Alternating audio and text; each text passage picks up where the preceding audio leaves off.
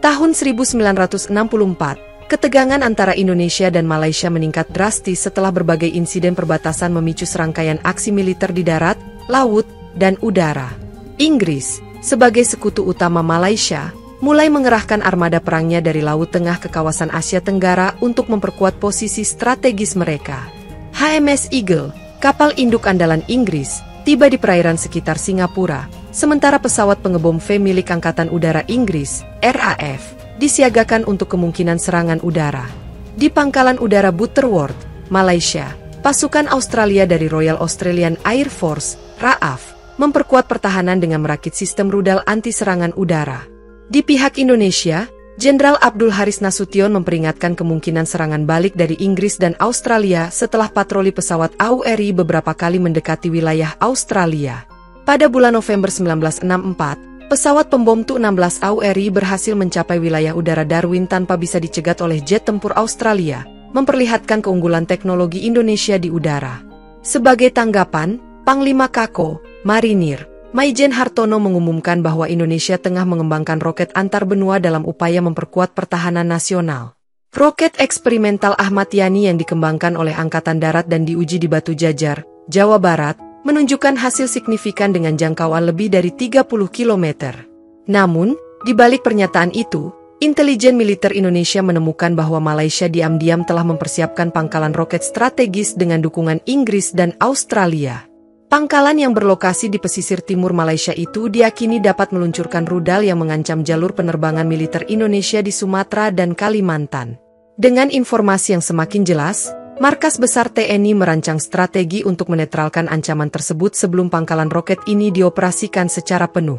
Pada awal Desember 1964, tim elit Denjaka, Satuan Khusus Marinir, dipilih untuk menjalankan operasi rahasia menghancurkan fasilitas tersebut dalam sebuah misi infiltrasi berisiko tinggi. Operasi infiltrasi Denjaka diawali dengan persiapan matang, termasuk pengumpulan data intelijen dari agen-agen lapangan yang telah menyusup ke Malaysia beberapa bulan sebelumnya. Para agen ini mengidentifikasi jadwal patroli pasukan Malaysia, titik kelemahan pertahanan pangkalan, serta lokasi penyimpanan roket yang menjadi target utama penghancuran. Dengan menggunakan kapal selam kelas Whiskey buatan Uni Soviet, tim Denjaka yang terdiri dari 12 personel berangkat dari pangkalan rahasia di Pulau Batam menuju pantai timur Malaysia. Kapal selam ini bergerak dalam mode senyap, menyelam jauh di bawah lapisan termoklin untuk menghindari deteksi sonar kapal perang Inggris yang berpatroli di perairan Selat Malaka. Setelah perjalanan selama 3 hari, kapal selam mencapai titik pendaratan yang telah ditentukan, sekitar 10 mil dari garis pantai Kuantan, tempat pangkalan roket Malaysia berada. Para anggota Denjaka kemudian meninggalkan kapal selam menggunakan peralatan selam tempur, membawa senjata ringan, bahan peledak, serta peralatan navigasi khusus untuk misi malam. Mereka berenang di bawah air selama hampir 2 jam, menghindari reflektor cahaya yang dipasang di menara pengawas pesisir Malaysia yang terus menyapu lautan mencari gerakan mencurigakan. Setelah berhasil mencapai pantai, mereka bergerak menyusup ke dalam hutan bakau yang mengelilingi kompleks pangkalan, berusaha menghindari patroli yang dilaporkan semakin sering dilakukan. Dengan keahlian bertahan hidup yang mumpuni, tim Denjaka menggunakan jalur tersembunyi di antara pepohonan lebat dan tanah rawa untuk mendekati kompleks pangkalan tanpa terdeteksi. Sementara itu, di dalam pangkalan, para teknisi dari Inggris dan Australia tengah melakukan pemeriksaan terakhir terhadap sistem peluncuran roket sebelum sistem tersebut siap dioperasikan. Dalam waktu kurang dari 1 jam, Denjaka sudah berada di titik pengamatan yang memungkinkan mereka melihat gerakan musuh di dalam pangkalan serta menentukan titik-titik vital untuk diledakkan. Dengan peralatan komunikasi senyap, tim segera membagi tugas. Sebagian akan menyabotase pusat kendali, sementara yang lain akan menanam bahan peledak di hanggar penyimpanan roket. Saat Denjaka mulai bergerak menuju sasaran, salah satu penjaga Malaysia mencurigai adanya pergerakan aneh di sekitar perimeter pangkalan dan segera menghubungi pos keamanan utama. Menyadari ancaman ini, Komandan Operasi Denjaka memerintahkan serangan kilat sebelum posisi mereka sepenuhnya terungkap, memanfaatkan elemen kejutan sebagai keuntungan utama. Tim pertama langsung menyerbu pusat kendali pangkalan, melumpuhkan para operator komunikasi dan mengacaukan sistem pengawasan sebelum mereka sempat mengirim sinyal peringatan lebih luas. Sementara itu, tim kedua menyusup ke dalam hanggar utama, menemukan 4 unit roket siap luncur yang tengah dalam proses perawatan oleh teknisi Inggris dan Malaysia. Salah satu anggota Denjaka dengan cekatan memasang bahan peledak di sekitar sistem peluncuran, memastikan bahwa ledakan akan merusak perangkat secara permanen dan tidak dapat diperbaiki. Di luar hanggar, pasukan keamanan Malaysia yang menyadari adanya penyusupan mulai bergerak cepat menuju pusat kendali, namun terlambat karena seluruh sistem komunikasi mereka telah dilumpuhkan. Ketika regu patroli Malaysia mencoba mengepung lokasi, Denjaka segera menembakkan granat asap untuk menciptakan kebingungan sebelum bergerak ke titik ekstraksi yang sudah direncanakan sebelumnya. Ledakan pertama mengguncang pangkalan, menghancurkan sistem peluncur utama, diikuti oleh gelombang ledakan kedua yang merusak seluruh infrastruktur teknis yang tersisa. Situasi berubah menjadi kekacauan total, dengan pasukan Malaysia berusaha memahami dari mana serangan datang sementara Denjaka sudah mulai mundur dengan rencana evakuasi. Di tengah kekacauan tersebut, helikopter tempur Westland WSS milik Inggris dikerahkan dari pangkalan Singapura untuk mengejar kelompok penyusup yang masih berada di sekitar kawasan hutan. Namun, Denjaka telah memprediksi kemungkinan ini dan segera berpencar ke beberapa titik berbeda untuk menghindari deteksi dari udara, sambil menunggu waktu yang tepat untuk mencapai pantai. Dalam kondisi darurat, tim menyusun strategi terakhir, menyamar dalam gelap untuk mencapai garis pantai sebelum musuh berhasil mengerahkan pasukan darat untuk mengejar mereka. Setelah ledakan besar menghancurkan pangkalan, Denjaka segera berlari melalui jalur rawa menuju titik penyelaman yang telah mereka tetapkan sebelumnya. Salah satu anggota tim terkena luka tembak di bahu akibat baku tembak singkat dengan patroli Malaysia yang masih tersisa di sekitar lokasi serangan. Dengan bantuan rekan-rekannya, prajurit yang terluka tetap bergerak meski dalam kondisi kesakitan, sementara tim lainnya menjaga formasi untuk mengantisipasi pengejaran lebih lanjut. Sementara mereka berusaha mencapai laut, suara helikopter Inggris semakin mendekat, menyapu area dengan sorotan lampu pencari yang dapat mengungkap posisi mereka kapan saja. Dengan kondisi yang semakin genting, Denjaka harus segera menyusun strategi untuk menghindari musuh sebelum kapal selam mereka tiba di titik ekstraksi yang telah dijadwalkan. Di bawah kepemimpinan seorang letnan, tim Denjaka bergerak dalam formasi senyap, memanfaatkan jalur air yang mengarah langsung ke sisi barat pangkalan roket Malaysia, memastikan tidak ada jejak yang bisa terdeteksi oleh patroli darat. Mengandalkan data dari intelijen, mereka mengidentifikasi pola patroli musuh dan menemukan celah tepat pada saat pergantian jadwal, memungkinkan mereka melewati dua pos penjagaan pertama tanpa memicu alarm. Namun, saat mereka mencapai perimeter dalam, salah seorang prajurit Malaysia yang sedang berpatroli melihat bayangan yang mencurigakan di zona terlarang, segera mengangkat radio untuk melaporkan ke pos komando. Tidak ingin kehilangan momentum, Letnan Denjaka memberi isyarat untuk mengeksekusi strategi kilat, memecah tim menjadi dua regu dengan tugas spesifik yang telah dirancang sebelumnya dalam sesi latihan intensif. Regu pertama bergegas ke pusat kendali pangkalan dengan misi mengamankan operator radar dan memutus akses sistem pengawasan, memastikan tidak ada peringatan yang bisa dikirim ke pasukan cadangan. Sementara itu, regu kedua bergerak menuju hanggar utama tempat 4 unit roket tersimpan dalam kondisi siaga penuh, siap diluncurkan kapan saja atas perintah komando strategis. Saat mereka mendekati target, seorang teknisi Inggris yang sedang berada di dalam hanggar menyadari ada sesuatu yang tidak beres dan berusaha mengaktifkan alarm darurat. Dengan reaksi cepat, salah satu anggota Denjaka melepaskan tembakan presisi menggunakan senapan berperedam, melumpuhkan teknisi sebelum ia sempat menekan tombol peringatan. Tim kemudian mulai menyebarkan bahan peledak di titik-titik kritis sistem peluncuran roket, mengatur pemicu waktu agar ledakan terjadi dalam hitungan menit setelah mereka keluar dari pangkalan. Sementara itu, tim yang berada di pusat kendali berhasil mengunci semua akses komunikasi eksternal, memaksa pasukan Malaysia untuk beroperasi dalam kebingungan tanpa arahan dari komando utama. Dalam hitungan detik, suara ledakan pertama menggema di dalam pangkalan, menghancurkan ruang transmisi utama dan menonaktifkan seluruh sistem komunikasi internal secara permanen. Dengan pangkalan yang mulai diselimuti kekacauan, tim Denjaka bergegas menuju jalur evakuasi yang telah dipersiapkan, memastikan bahwa mereka bisa keluar sebelum bala bantuan musuh tiba. Ledakan di ruang transmisi menyebabkan kepanikan di antara personel pangkalan, sementara pasukan keamanan Malaysia yang kehilangan komunikasi bergegas mencari tahu apa yang sebenarnya terjadi. Sementara itu, di dalam hanggar utama, regu kedua Denjaka menemukan bahwa selain roket yang siap diluncurkan, terdapat beberapa teknisi asing yang tampaknya sedang melakukan inspeksi terakhir pada sistem navigasi. Tanpa membuang waktu, mereka segera menaklukkan para teknisi dan mulai memasang bahan peledak tambahan di sekitar sistem penggerak roket, memastikan bahwa tidak ada satupun yang dapat digunakan kembali. Di luar hanggar, pasukan Malaysia mulai merespons dengan cepat, menyisir kompleks pangkalan dengan instruksi untuk menangkap atau menembak penyusup di tempat tanpa peringatan. Menyadari bahwa waktu semakin menipis, Denjaka mengaktifkan jalur darurat yang sebelumnya telah mereka tandai dalam peta, menggunakan terowongan servis bawah tanah untuk keluar tanpa harus berhadapan langsung dengan pasukan utama Malaysia. Namun, saat mereka hampir mencapai titik keluar, ledakan kedua mengguncang pangkalan, menandakan bahwa semua bahan peledak di dalam hanggar telah aktif dan menghancurkan sistem peluncur sepenuhnya. Gumpalan api dan asap hitam membubung tinggi ke langit malam, sementara puing-puing dari ledakan berjatuhan di sekitar kompleks, membuat kondisi di dalam pangkalan semakin kacau dan sulit dikendalikan. Di tengah situasi yang semakin genting, beberapa personel Malaysia mencoba mengakses kembali ruang kendali, hanya untuk menemukan bahwa sistem keamanan telah diretas dan pintu-pintu otomatis kini terkunci rapat. Pada saat yang sama, Denjaka yang telah mencapai titik ekstraksi mulai bergerak menuju jalur pelarian mereka, menyelinap melewati perbatasan tanpa menarik perhatian lebih lanjut. Di luar kompleks pangkalan, suara sirene berbunyi memekakan telinga, menandakan bahwa pasukan cadangan Malaysia mulai berdatangan dengan kendaraan lapis baja dan persenjataan lengkap. Namun, sebelum mereka bisa melakukan apapun, ledakan ketiga mengguncang area dekat pusat komando, menandakan bahwa misi penghancuran telah berhasil dan pangkalan roket kini sepenuhnya lumpuh.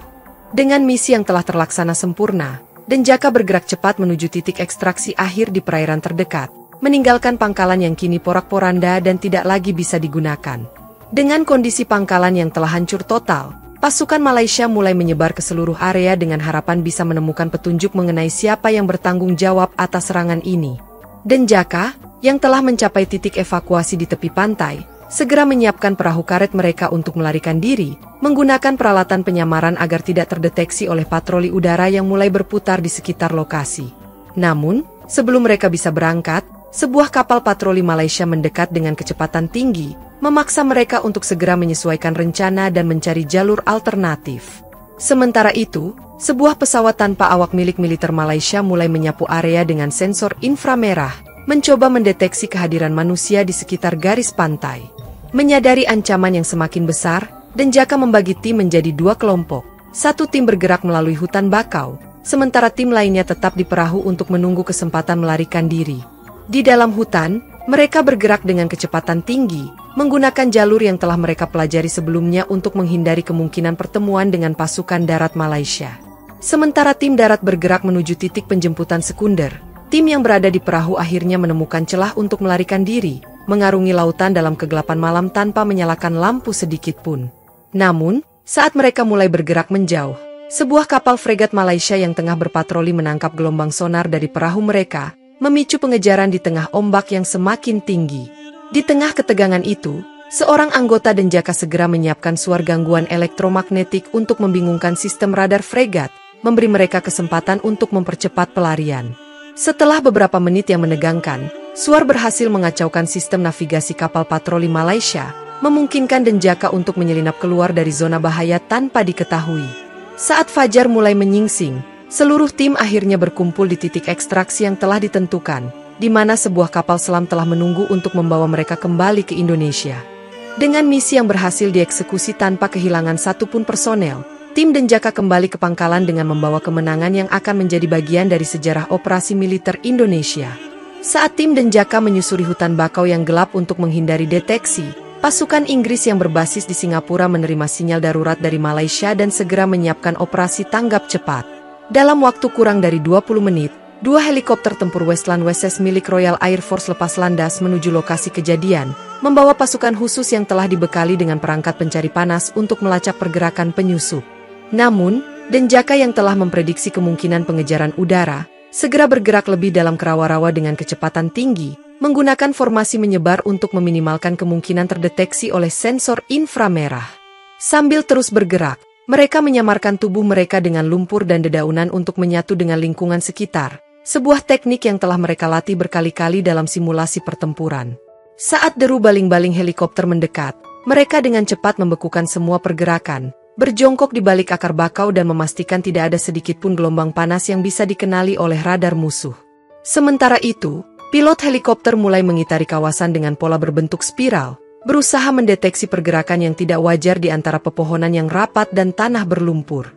Namun, dengan perhitungan yang matang, Denjaka berhasil memanfaatkan suara alam, gemuruh air pasang dan suara burung hutan, untuk mengaburkan jejak keberadaan mereka di tengah kebisingan yang diciptakan oleh helikopter.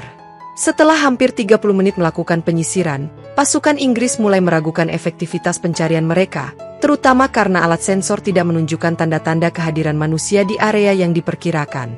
Dengan komunikasi yang terjalin melalui radio terenkripsi, Komandan Lapangan Denjaka memberi sinyal kepada seluruh anggota untuk tetap dalam posisi bertahan hingga situasi dinyatakan aman untuk kembali bergerak.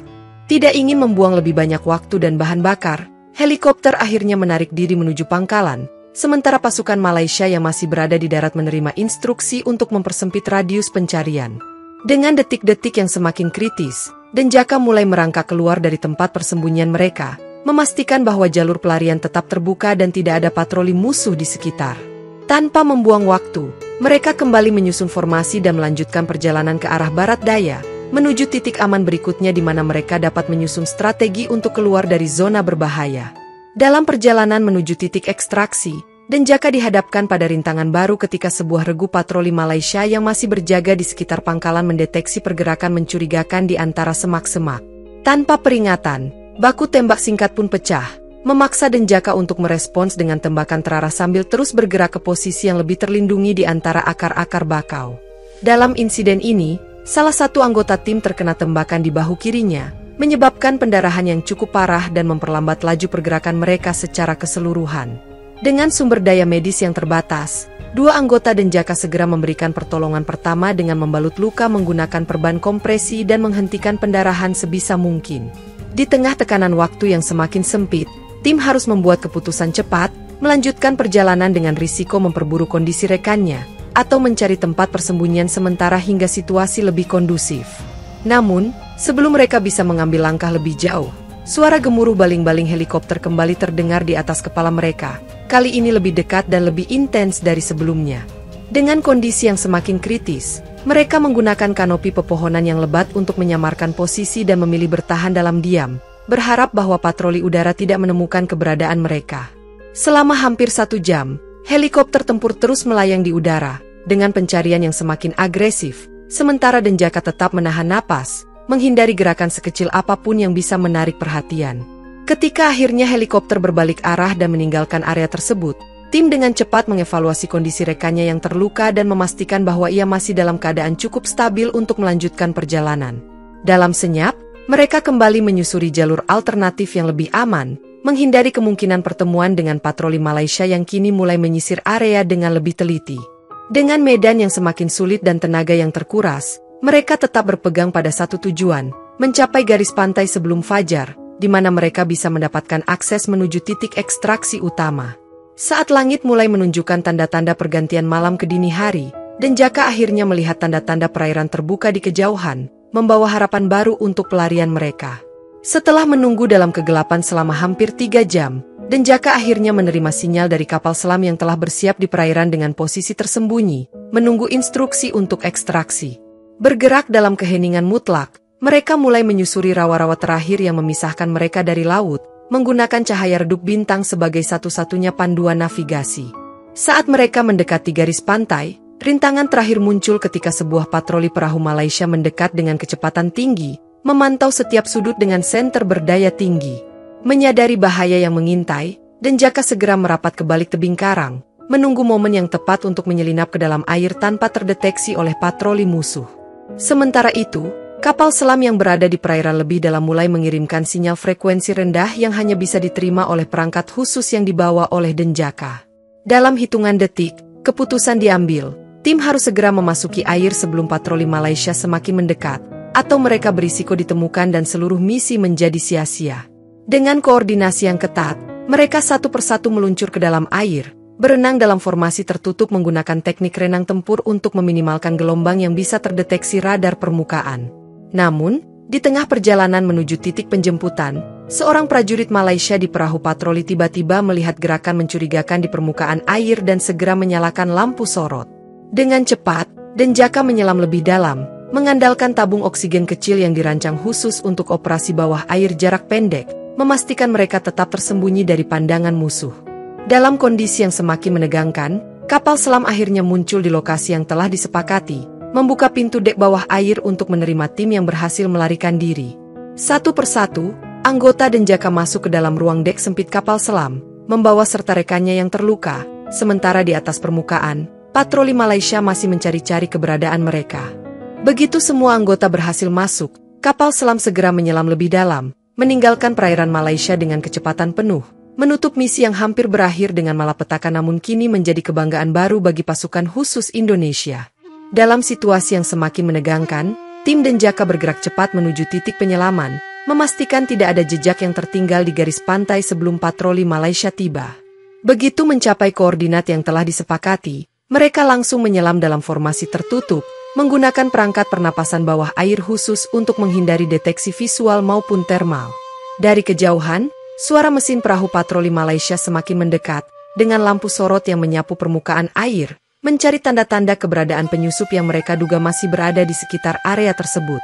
Saat Denjaka mencapai kedalaman yang cukup, kapal selam yang telah menunggu di bawah air membuka palka penyelamatan, menarik mereka masuk satu persatu dengan kecepatan tinggi. Begitu seluruh tim berada di dalam kapal, pintu segera ditutup rapat, dan kapal selam mulai menyelam lebih dalam untuk menghindari kemungkinan deteksi sonar musuh yang sudah mulai aktif.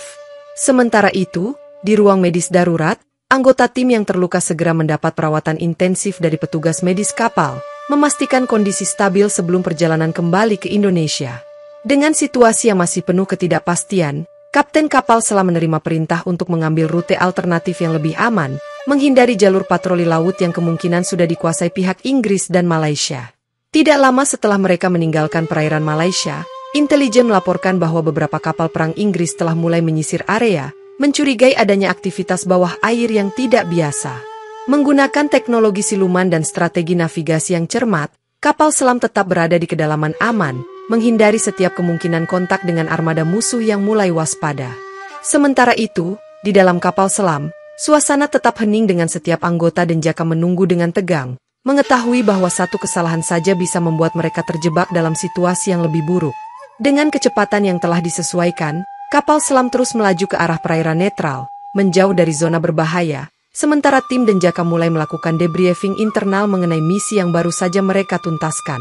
Setelah beberapa jam perjalanan tanpa insiden, mereka akhirnya mendekati wilayah perairan Indonesia, membawa serta keberhasilan misi yang tetap tertutup rapat dari dunia luar. Di Jakarta, Presiden Indonesia Prabowo dalam pidato kenegaraannya menyoroti pentingnya kedaulatan dan kekuatan militer dalam menghadapi ancaman intervensi asing yang semakin nyata di Asia Tenggara. Meskipun tidak menyebutkan secara langsung operasi yang baru saja terjadi, pernyataannya menjadi sinyal kuat bahwa Indonesia tidak akan tinggal diam menghadapi ancaman yang berpotensi menggoyahkan stabilitas kawasan. Sementara itu, di Kuala Lumpur, pejabat tinggi Malaysia dan perwakilan militer Inggris mengadakan pertemuan darurat untuk membahas bagaimana mungkin sebuah pangkalan strategis bisa disusupi tanpa peringatan dini. Dengan tidak adanya bukti konkret mengenai siapa pelaku operasi tersebut, pihak Malaysia dan Inggris hanya bisa mengajukan dugaan. Sementara tekanan politik di dalam negeri mulai meningkat akibat kegagalan pertahanan mereka. Di sisi lain, pihak intelijen Indonesia telah menginstruksikan semua personel yang terlibat dalam operasi ini untuk tetap menjaga kerahasiaan absolut, memastikan tidak ada kebocoran informasi yang bisa membahayakan posisi diplomatik negara. Media internasional mulai berspekulasi tentang kemungkinan adanya operasi rahasia yang dilakukan oleh pasukan khusus negara tertentu, namun tanpa bukti yang jelas, berita tersebut tetap sebatas teori konspirasi. Dalam lingkaran pertahanan Indonesia, keberhasilan operasi ini menjadi momentum untuk meninjau kembali strategi militer dalam menghadapi ancaman eksternal, memastikan kesiapan pasukan khusus untuk menghadapi skenario yang lebih kompleks. Meski tidak ada pengakuan resmi dari pemerintah, komunitas pertahanan global mulai menyadari bahwa Indonesia kini memiliki kapabilitas militer yang lebih mumpuni dari yang selama ini diperkirakan.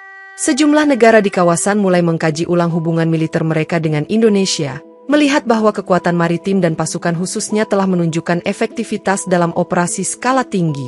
Beberapa analis geopolitik mengaitkan insiden ini dengan meningkatnya ketegangan di kawasan, terutama dalam persaingan pengaruh antara negara-negara besar yang memiliki kepentingan di Laut Cina Selatan.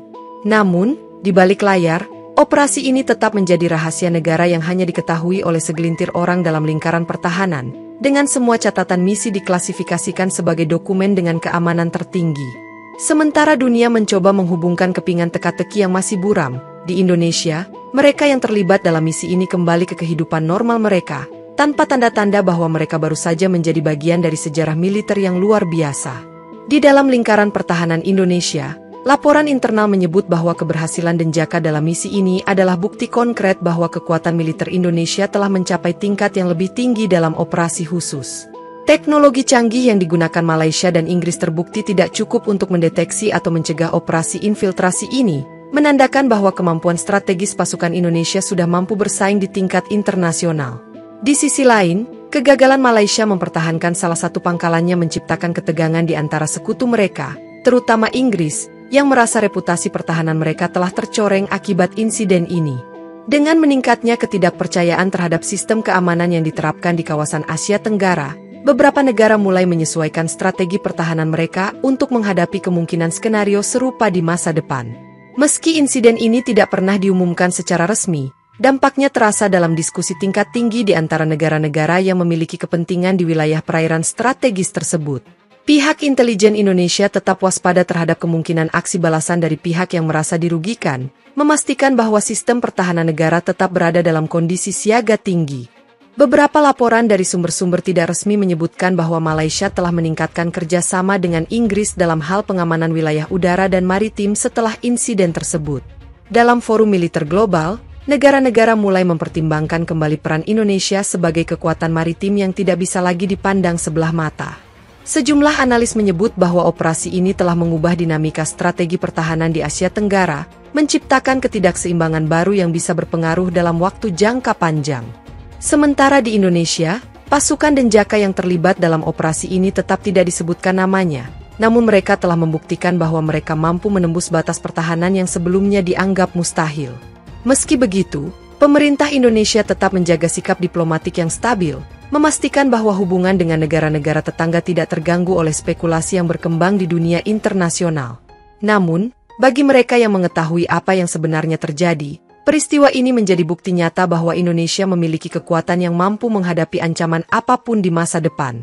Dengan pangkalan roket Malaysia yang sudah lumpuh, ancaman serangan udara terhadap Indonesia berkurang drastis, menciptakan situasi baru dalam keseimbangan kekuatan militer di kawasan. Sementara itu, pihak Malaysia terus melakukan investigasi internal, berusaha menemukan titik lemah yang menyebabkan mereka gagal mendeteksi infiltrasi yang begitu kompleks dan terencana. Meskipun operasi ini menjadi salah satu misi paling berani dalam sejarah militer Indonesia, para pelaku tetap berada dalam bayang-bayang tanpa pengakuan resmi dari negara. Dalam forum internasional, berbagai negara mulai menyesuaikan strategi militer mereka, menyadari bahwa ancaman di Asia Tenggara kini jauh lebih dinamis dari yang mereka bayangkan sebelumnya. Dengan situasi yang masih berkembang, Indonesia terus memperkuat posisinya sebagai kekuatan militer yang diperhitungkan, meskipun tetap menjaga keseimbangan diplomasi di kawasan. Meski rahasia operasi ini tetap terkunci rapat, peristiwa ini menjadi faktor penting yang mengubah dinamika konflik regional dan mempertegas posisi Indonesia dalam menghadapi tekanan asing. Namun, bagi mereka yang terlibat dalam misi ini, kejayaan terbesar bukanlah pengakuan, melainkan keyakinan bahwa mereka telah melakukan sesuatu yang akan dikenang dalam sejarah pertahanan Indonesia.